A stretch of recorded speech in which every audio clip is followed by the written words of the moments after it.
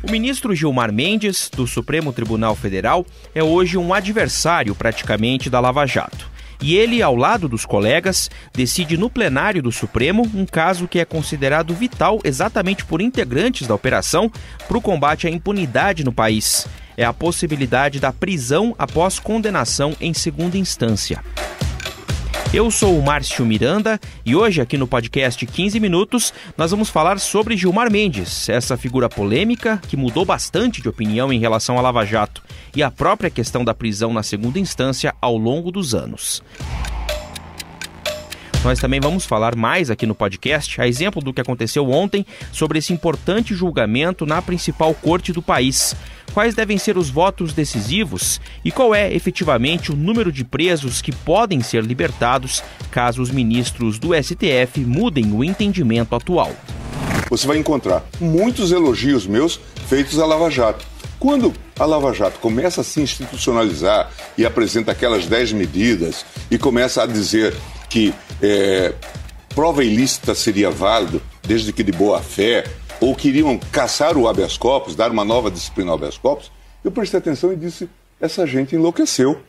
É preciso colocar um limite nisto. Está todo mundo de olho no Supremo Tribunal Federal. Os ministros decidem, mais uma vez, aliás, como a gente falou ontem aqui no 15 Minutos, é o cumprimento ou não da pena após decisão em segunda instância.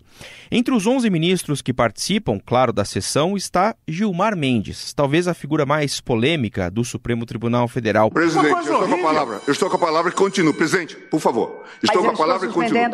Para o voto, então, não, estou com a palavra e continuo, presidente. Está suspenso ou não está? Está suspenso. Não, eu continuo com a palavra, presidente. Eu continuo com a palavra. Ele que ao longo do tempo foi passando de uma figura que até referendava decisões e pedidos da Lava Jato para se transformar numa espécie de vilão da operação no STF. Hoje se sabe de maneira muito clara, e o Intercept está aí para confirmar e nunca foi desmentido, que usava-se a prisão provisória como elemento de tortura. Bom, aqui no 15 Minutos hoje eu convidei mais uma vez a Kelly Cadanos, que acompanha tudo sobre esse assunto lá de Brasília, ela que é editora de República da Gazeta do Povo, para a gente analisar exatamente esse tema. Há uma certa força, uma certa consistência nas instituições. Procuradores independentes, investigadores independentes. Kelly, o que aconteceu ao longo dos anos, hein? O ministro Gilmar Mendes, como eu disse aqui no começo, ele foi virando de opiniões e mudando de posições durante todo esse andamento da operação, que são os últimos anos aí da história política e jurídica do país, né, Kelly? Exatamente, Márcio. Olá para você, para todo mundo que acompanha a Gazeta do Povo. O ministro já mudou, sim, de ideia muitas vezes em relação à própria Operação Lava Jato, né? Se a gente for lembrar, lá em 2014, em novembro de 2014, quando a operação estava ali dando os seus primeiros passos, né, com a prisão dos empreiteiros, né, os grandes empreiteiros que foram presos na 7ª fase da Lava Jato, Gilmar Mendes chegou a dizer que o mensalão, né, do qual ele também participou do julgamento, votando pela condenação de muita gente, podia ser considerado ali um julgamento de pequenas causas, né, perto da Operação Lava Jato, né. Eles acompanharam aqui o caso do mensalão, e nós falávamos que estávamos a julgar o maior caso, pelo menos de corrupção investigado. Agora essa AP 470 terá que ser julgado em juizado de pequenas causas, pelo volume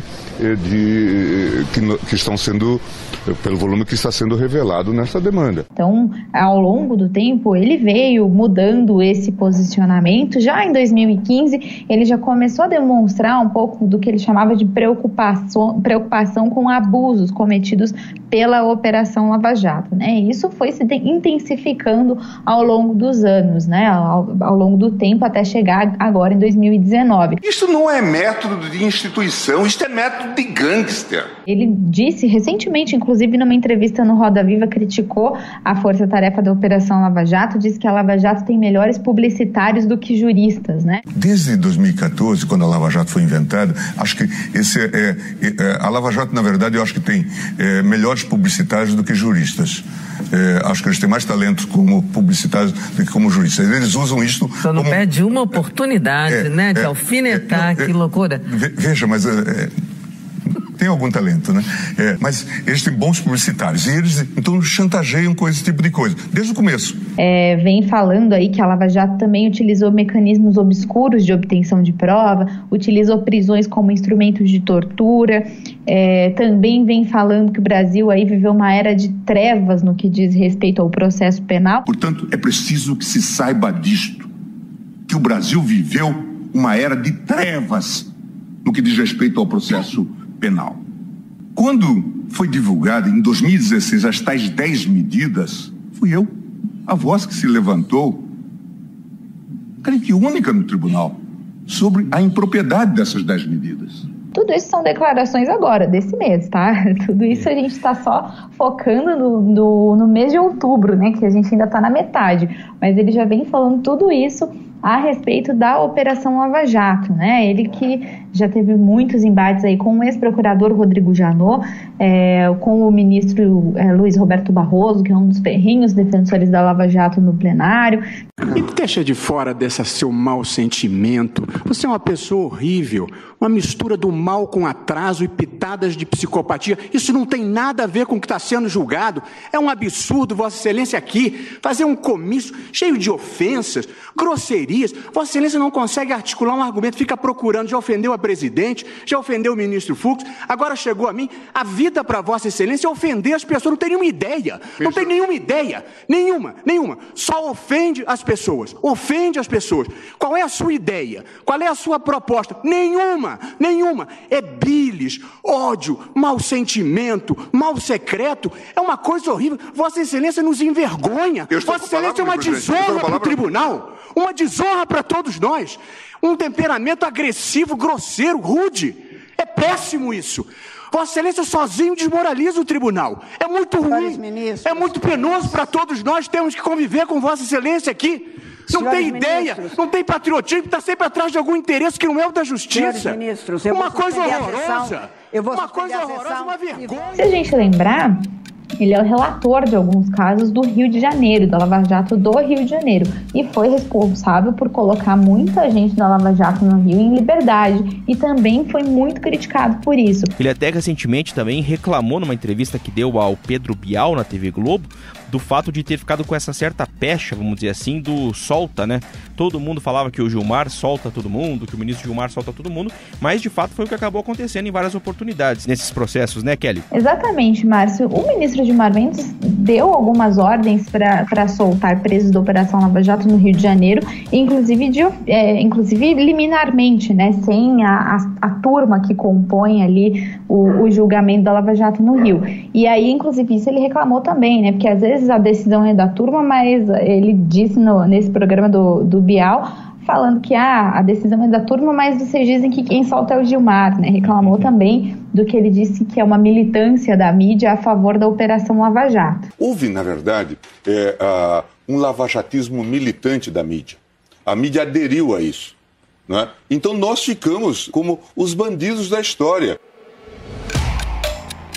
Bom, falando um pouco mais sobre o julgamento, né, como eu disse aqui no começo da conversa, tá todo mundo de olho no Supremo Tribunal Federal. Além do ministro Gilmar Mendes, tem todos os ministros participando da sessão. E tem dois casos em especial, Kelly, que a gente pode classificar como votos que devem ser decisivos no processo da prisão após segunda instância que está sendo decidida no Supremo. Quais são e por quê, hein? Isso. O Gilmar Mendes, ele já votou de várias formas, né, nessa questão específica da prisão após condenação em segunda instância. Lá em 2009, ele foi contra, mudou de entendimento em 2016. Praticamente não se conhece